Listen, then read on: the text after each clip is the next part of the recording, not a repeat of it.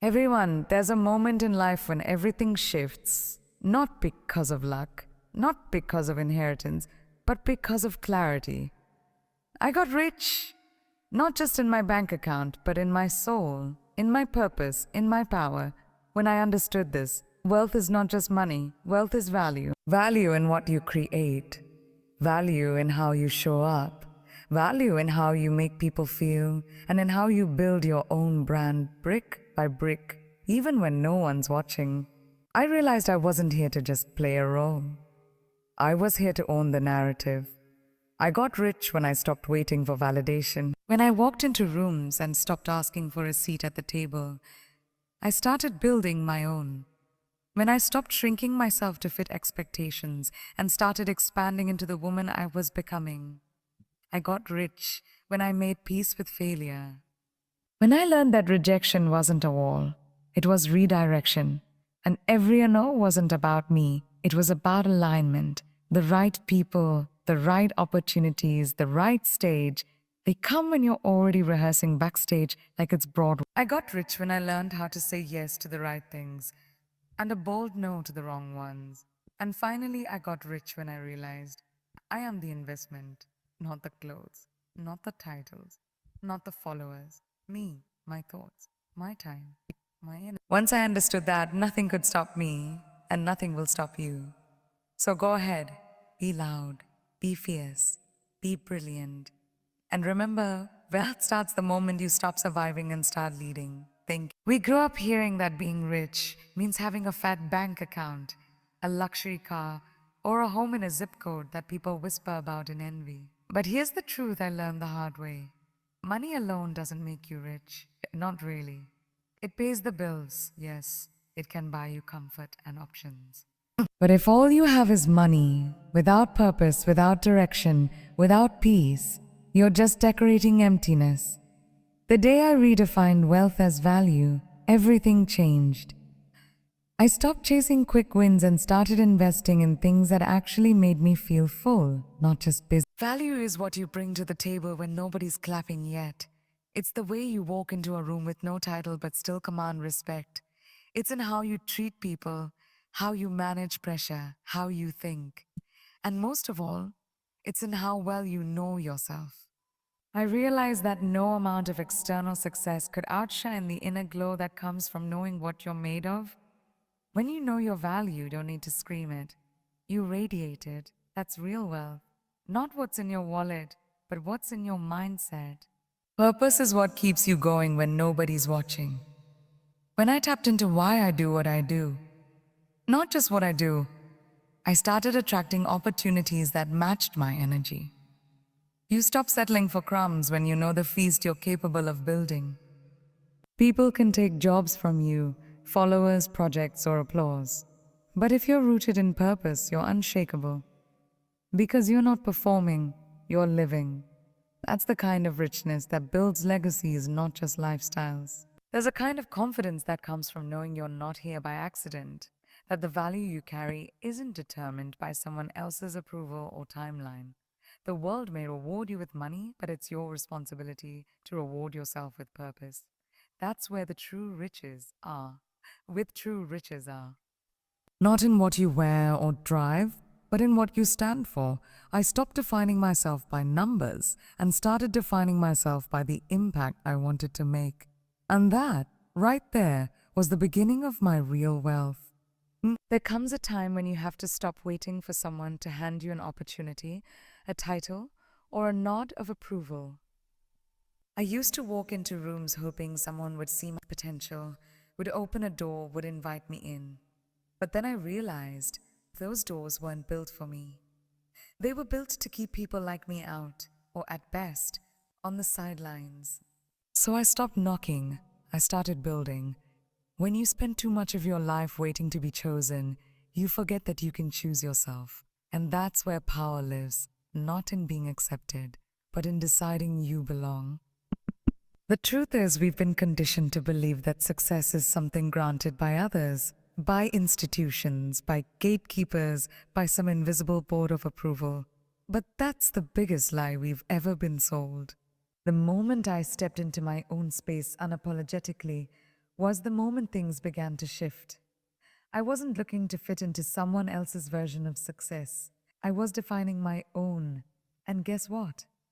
When you start showing up like you already own the room, the world begins to respond differently. You don't ask for the spotlight, you become it. Creating your own table means you stop shrinking yourself to fit someone else's expectations. You dream louder, you lead without permission. You make space not just for yourself, but for others who've been told to wait their turn. It's not about arrogance, it's about agency. It's knowing that your voice is valid, even if it shakes, that your presence is powerful, even if you're still figuring it out. I didn't come this far to tiptoe. I came to take up space, and if no one else is ready for it, too bad. I'm ready for me. And here's something else. Building your own table means playing by your own rules. It means failing in public, learning in real time, and still daring to try again. You stop living for applause and start living for alignment. And slowly, you stop comparing, stop competing, and start creating. When I owned my narrative, I realized that nobody could take from me what I had built with my own two hands. And that kind of power, it's not given, it's claimed. Failure used to terrify me. Like many of us, I grew up believing that failing meant I wasn't good enough, that it was something shameful or final.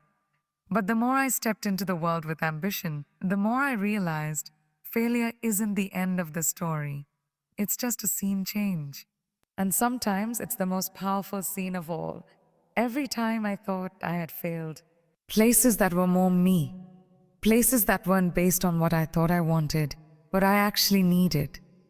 The truth is, failure isn't a detour. It's data. It tells you where you're not aligned. It reveals the cracks in the foundation so you can fix them before you build higher. It humbles you when your ego gets too loud, and it strengthens you when your courage is wearing thin. Every no I received taught me how to fight better, smarter, and with more purpose. Every rejection was a reminder that I wasn't just here to be liked, I was here to be real. And real growth doesn't come wrapped in ribbons. It comes in the messy, confusing, heartbreaking moments that shape your soul. We talk so much about winning, about being the best, being first, being right. But let me tell you, some of my most defining breakthroughs came after my biggest so-called losses. When I lost what I thought was the opportunity, I found something far more important: resilience. Great, clarity. The kind you don't get when everything's going perfectly. You only get it when you're on your knees, unsure of what's next, and you decide to stand up anyway. That's the kind of inner wealth failure gives you, if you're willing to receive it. You see, alignment doesn't always feel like success in the beginning. It can feel like confusion, like things falling apart, like silence. But trust me, when you're brave enough to follow the pull of something greater than your plan, you find yourself exactly where you belong. The right people, the right work, the right timing, they don't arrive when you're trying to control everything. They arrive when you surrender to the lesson, not just the win. And failure?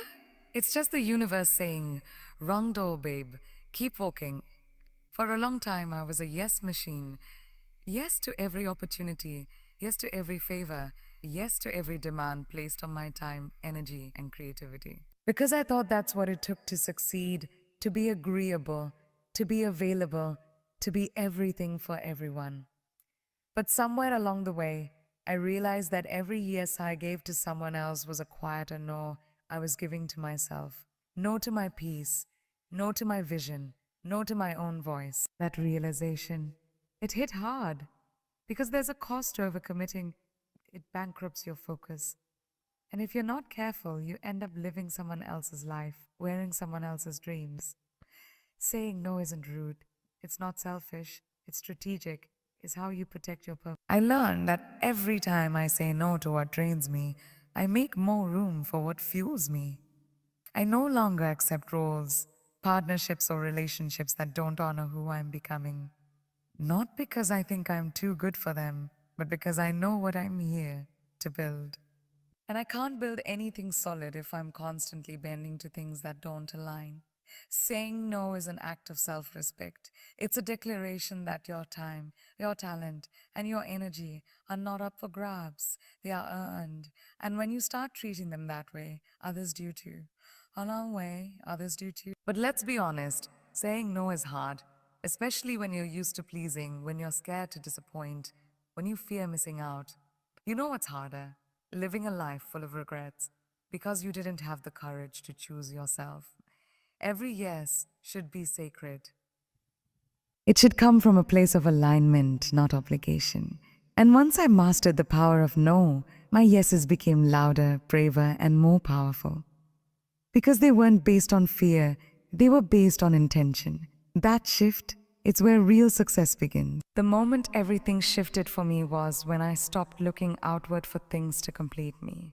I stopped believing that the next job, the next title, the next breakthrough would finally make me feel worthy. That illusion, it's dangerous. Because when you treat yourself like a backup plan, the world follows suit. I had to learn, sometimes painfully, that no amount of external achievement can fill the void you ignore inside. So I turned inward. I started investing in my mind, in my peace, in my growth. I treated my time like currency, my energy like equity. And slowly, I stopped surviving for the next big moment and started evolving through the quiet ones. Investing in yourself means you don't wait to be chosen. You choose you consistently, relentlessly. You read the books, you go to therapy. You rest without guilt. You speak kindly to yourself, especially when no one else is clapping.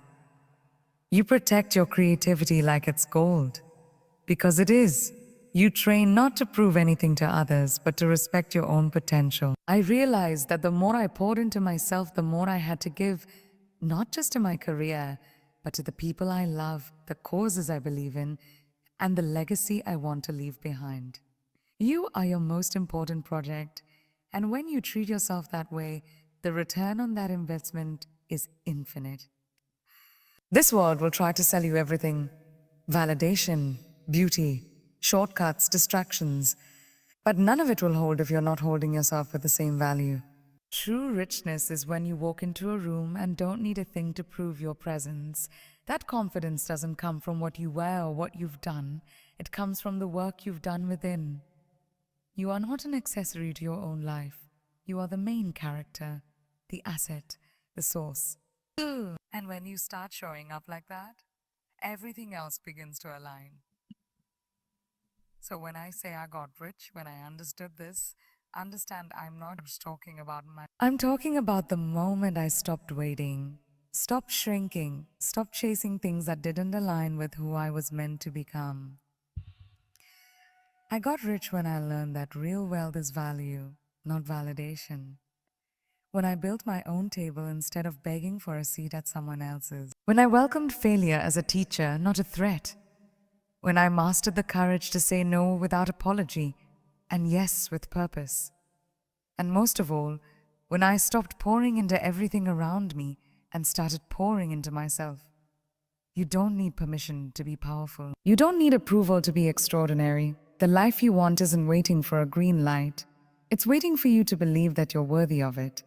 So build, break, rebuild, speak up, take space, say no, say yes, and above all, invest in the one thing that no one can ever take from you, you. That's when you get rich. That's when you own it. And that's when the world starts taking notice, because you already have.